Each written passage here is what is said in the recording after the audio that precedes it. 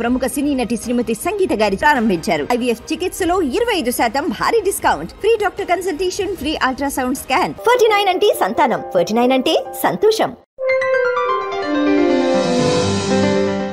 So ముఖ్యంగా చూసుకుంటే మొన్న ఒక లైవ్లో ఒక ఛానల్లో ఆవిడ అడుగుతున్న క్వశ్చన్కి మీరు సమాధానం చెప్పలేక పారిపోయారని చెప్పేసి చాలా ట్రోల్ చేస్తున్నారు. అది ఆ కట్ ఒకటి వరకు పెట్టి చాలా ఇది చేస్తాం. ఇప్పుడు మీకు తెలిసిందే థంబ్నైల్స్ ఎలా పెడతారు, అది ఓకే. కానీ ఏంటంటే నిజంగానే ఆవిడ మీ దగ్గర ప్రూఫ్స్ లేకనే పారిపోయారు. ఫస్ట్ యాంకర్ కూడా అంటున్నాడు మీరు పారిపోతున్నారు, మీ దగ్గర సమాధానం లేక పారిపోతున్నారా అని మాట్లాడుతా ఉన్నారు. కాదు సార్, నేను వచ్చింది దేనికి? ఆవిడతో డిబేట్కి కాదు. ఆవిడ చేసిన ఇవన్నీ కూడా చూపించి అనగండి. మీరు ఎందుకు అడగలేకపోతున్నారు ఆవిడని? ఇదిగోండి ఈ సాక్ష్యం, మీరు అడగండి ఆవిడని అని చెప్పి నేను ఆ FIR ఏదైతే ఉందో, ఏది మస్తాన్ సాయి మీద పట్టాభిపురం పోలీస్ స్టేషన్ పెట్టారో, అది ఆ ఛానల్ వాళ్ళు అడగట్లేదు కదా, ఎందుకు అడగట్లేదు అని చెప్పి నేను వెళ్ళి కూర్చున్నారు. ఆయన అడిగితే సరిపోతుంది. దానికి నేను సమాధానాలు చెప్పుకోవడం, ఆవిడ అరుచుకోవడం, నేను అరుచుకోవడం అవసరమే లేదు. ఇదేంటంటే అదేమంటారు, అదే చెప్పినట్టు బట్టలు చించుకొని అరవాలి, గుండెలు బాదుకొని ఏడవాలి, ఇలాంటివి చేస్తే మనకి రేటింగ్లు వస్తాయి. నా పాయింట్ ఇలా అన్హెల్దీ డిస్కషన్స్లో కూర్చొని బఫూన్ వేషాలు నాకు అవసరం లేదు. క్లియర్ కట్ పాయింట్ మాట్లాడతా, నువ్వు సమాధానం చెప్పాలని కూడా చెప్పు. నా దాంట్లోకి ఎందుకు వస్తావు, నా దాంట్లోకి ఎందుకు వస్తావు అంటే నువ్వు ఎందుకు వచ్చావు మీడియాకి, నువ్వు తప్పుడు కేసులు ఎందుకు పెట్టావు, నువ్వు వెళ్ళి తప్పుడు కేసులు తీసేసి, నేను రాను. నాకు నీ FIRలే ప్రాబ్లం కాదు.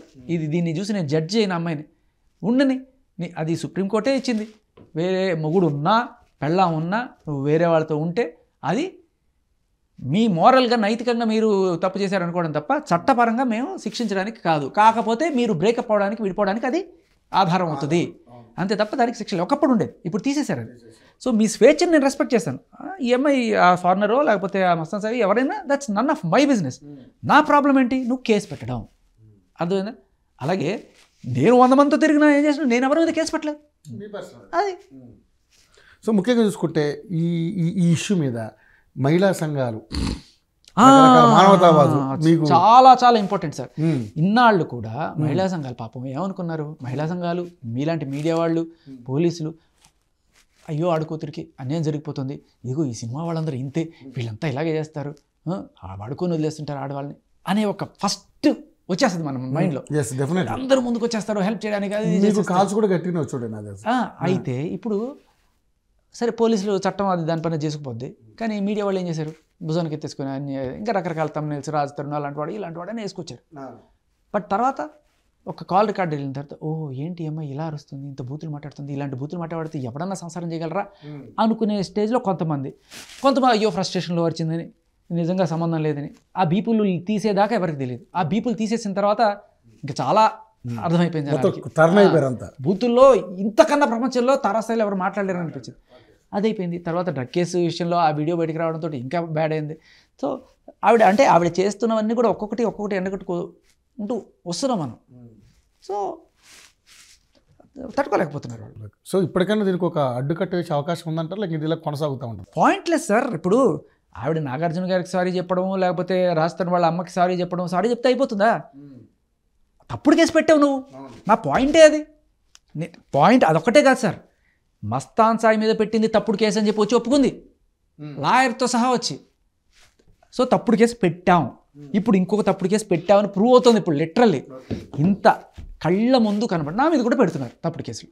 ఇన్ని తప్పుడు కేసులు పెట్టుకుంటున్నా కూడా మనం చోద్యం చూస్తూ, పెట్టుకోండమ్మా మీరు మగాళ్ళ మీద కేసులు పెట్టుకోండి, మేము ఇలాగే పడుతూ ఉంటాము జీవితకాలం అని చెప్పి అనుకుందామా?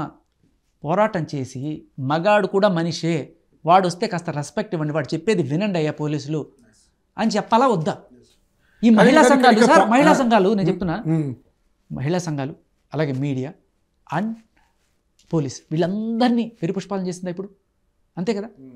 మహిళా సంఘాలు ఇప్పుడు మంచిగా నేను నమ్మి కదా. ఇప్పుడు ఇది తెలిసినప్పుడు ఏం చేయాలి? మన తప్పు దిద్దుకోవాలా? మనం అవతలవాడిని నిందేశాం, ఆవిడ ఒక్కటే కాదు మనందరం కలిసి నిందేశాం, మన తప్పు దిద్దుకోవాలా వద్దా?